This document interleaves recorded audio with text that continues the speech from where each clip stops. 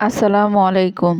রসুন মরিচ আমরা সবাই কম বেশি পছন্দ করি, কিন্তু আমার মনে হয় যে নোয়াখালীর মানুষ একটু বেশি পছন্দ করে।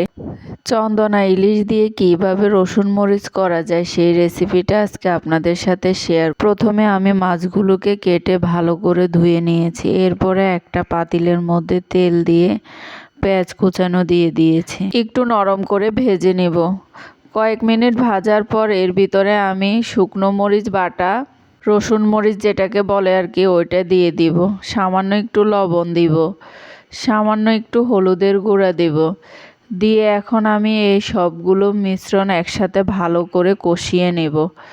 কয়েক মিনিট কষানোর পর তেল উঠে আসছে, এখন আমি মাছগুলো দিয়ে দিব। এরপরে মাছ আর মরিচ একসঙ্গে ভালো করে মিশিয়ে নেব। কয়েক মিনিট একটু মাছের সঙ্গে মরিচগুলো ভালো করে ভেজে নেব।